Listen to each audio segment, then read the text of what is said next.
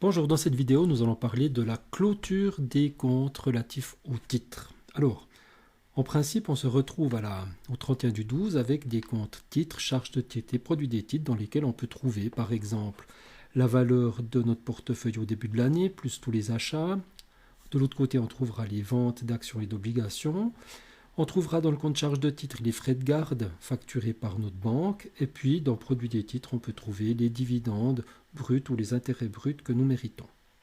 Et puis, quand on clôture le compte titre, eh bien, il suffit au 31 du 12 de regarder combien vaut notre portefeuille de titres en bourse et de faire figurer ce montant-là en solde pour balance du compte titre. Puis ensuite, en clôturant, on verra si on gagne ou si on perd comptablement de l'argent.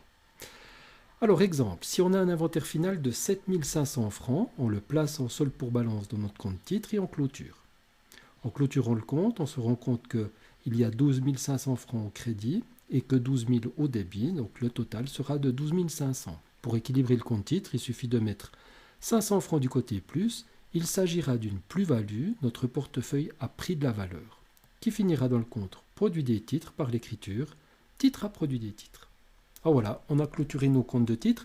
Alors si on détient des obligations, il ne faudra pas oublier non plus de calculer quel est le montant de l'intérêt couru entre l'échéance et le 31 du 12 et de reporter ça dans un compte transitoire par l'écriture actif transitoire à produit des titres. Si on prend le cas inverse, de nouveau ici, on a nos différentes opérations qui ont été comptabilisées dans les comptes relatifs aux titres et puis l'inventaire final nous dit que notre portefeuille ne vaut plus que 6 500 francs. On met ces 6 500 francs en solde pour balance, on clôture le compte titre et on se rend compte que le montant le plus important est au débit, 12 000 francs.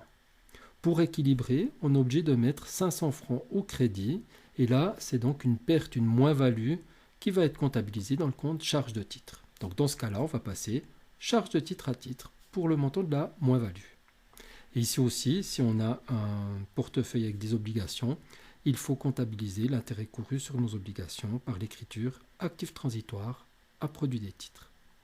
Alors voilà, j'espère que cette petite vidéo vous permettra de clôturer les comptes titres facilement.